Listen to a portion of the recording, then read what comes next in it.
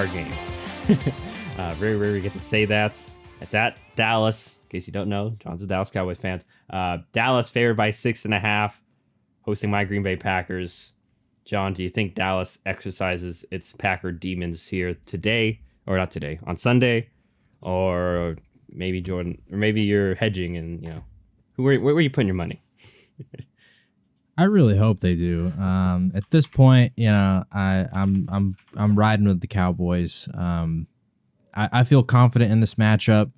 The only thing that worries me is the history of Dallas, both against Green Bay and in the playoffs. But at least in the Green Bay factor, Aaron Rodgers isn't there anymore. Bad man's gone. If Aaron Rodgers was here, I don't really necessarily care what the rest of the roster would look like. I'd probably be betting on the Packers just because he just, against Dallas, like he always found a way. Like last year, remember last year's game was a regular season game. It was a game that like Dallas literally kept our playoff hopes alive. I'd already counted us out, and then he had like a crazy game. We were supposed to crush you guys, and like Christian Watson was like, oh, like he's a bust, but he has 4 touchdowns against us. Like that was the game where everybody's like, whoa, like maybe Christian Watson's actually good, and maybe if the Packers like continue to win, they can make the playoffs. And yeah, like that was like a turning point in the season. And I remember too, I think we were like up big at halftime or something. I think I might be misremembering that. And then like it was a crazy second half comeback. Or maybe it was like it was close at halftime, but we just went completely cold in the second half. I just remember the second half being super disappointing. So anyway, the bad man's gone, and for that reason, I'm picking the Cowboys. In large part, I mean, you would know this better than me, but just from when I've looked at the Green Bay defense, I don't really feel like it threatens Dallas at all. Dallas has very clearly become a super pass-heavy team, and whenever I look across a lot of Green Bay's schedule, when it came to playing some opposing quarterbacks, I just wasn't super impressed with a lot of the performances they put up. I mean, just a couple weeks ago, allowing Bryce Young to throw for 300 yards, 2 touchdowns. Carolina put up 30 points.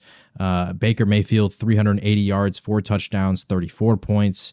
Even, Tommy DeVito was able to win against the Packers, putting up, 24 points as a team. Now, Saquon Barkley did have a big performance in that game, but, point being, it just feels like the secondary and the pass defense for the Packers hasn't been the greatest. Now, they have had solid performances the last 2 weeks, but that's against Nick Mullins and the Vikings and then Justin Fields and the Bears. So I just think that Dak's going to have a big game. I think that CeeDee Lamb's going to have a big game. Even in that loss last year, CeeDee Lamb, I think, had like a crazy game, like 160 yards or something. Yeah, well, 11 receptions, 150 yards, 2 touchdowns. Even Pollard had like 22 carries, 115 yards, and a touchdown. Which I don't think Pollard's going to have that stat line. I mean, he might, but the Kellen Moore offense is a lot better at getting Pollard schemed up. But yeah, like I don't think that CeeDee Lamb's necessarily going to have a tougher day by any means. He's been far better this year than he was last year. He's been absolutely cooking. Dak's been cooking. So I just believe in Dallas's offense here. And then on the other side, I do think that Micah Parsons and DeMarcus Lawrence, Dorrance Armstrong, the pass rushers that Dallas has, I think that they can maybe get into Jordan Love's face and kind of disrupt some things, and maybe cause a little bit of havoc there because, I don't know, the Green Bay offensive line, they're not like terrible, but to me, they haven't been at the heights that they once were back, when like Bakhtiari was at his prime. So yeah, I'm putting 300 on Dallas because of the Green Bay defense and the Dallas defensive line. Yeah, no Jair really hurts.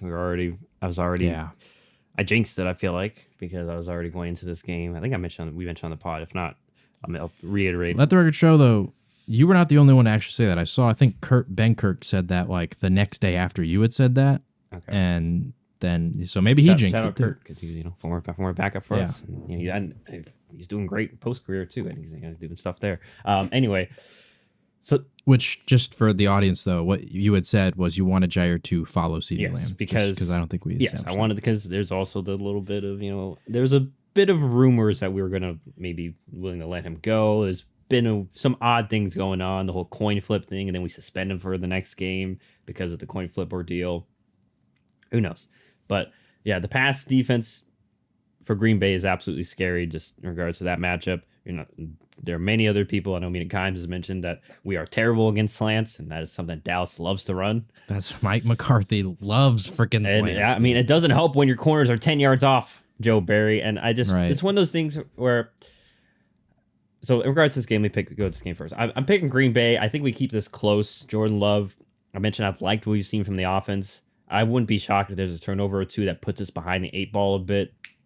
But getting Christian Watson back, I think helps because just another explosive weapon. Jaden Reed's still stepped up in that spot. Even guys like Bo Melton have been kind of filling in. So it'll be interesting to see, how deep we go with our receivers like we have in the regular season.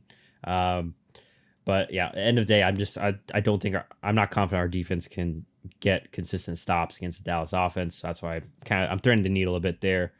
But I do love playing with house money, and if we somehow pull off the upset, that would be great. But I just feel like but the point I was getting to was I was a little bit shocked that LaFleur already secured Joe Barry's job before the playoffs and all this, because I don't know. I mean, I don't mean to be like a manipulative. But sometimes you have to be a little bit get some psychological warfare even within your own team.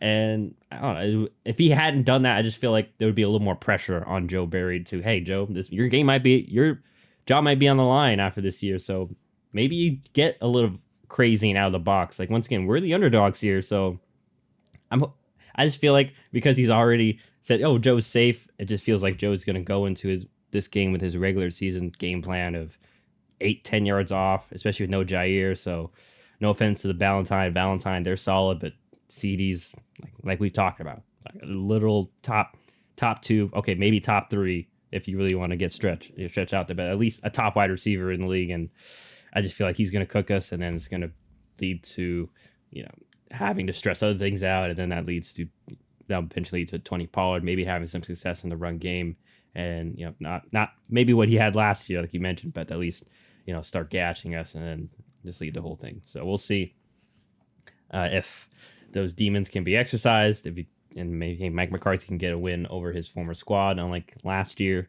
Because I did pull up that game. I mean, y'all were winning 28-14 going into the fourth quarter, and then it was Packers scored twice and then won in overtime. I completely forgot that game went to overtime too. So there you go. But yeah, we'll see. Same teams, different faces, especially for Green Bay. We'll see. And also, that's another thing I want to point out too. I mentioned how Houston's so young. Once again, Packers roster, especially on offense, a lot of young pieces too. So penalties could be a thing. I know it's a worry for you over there with Mike McCarthy, but it could very easily be a thing for Green Bay on the road, and just mistakes, fumbles, etc. Could easily be a thing like that. And I feel like too.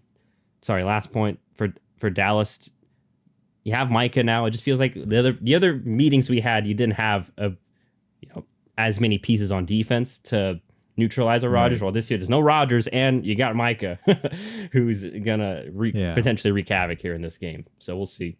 We had a lot of good players, but we didn't have the game that changer. A+ guy who's he can change the game. Yeah, one down, he can get the strip sack, and all of a sudden, a great drive turns into is blown away very quickly. So, we'll see the impact there, and it'll be interesting matchup regardless. But that's going to be a fun one. Once again, I'm putting 200 on my Green Bay Packers to keep it within 6 and/or win, while John puts 300 on his Cowboys.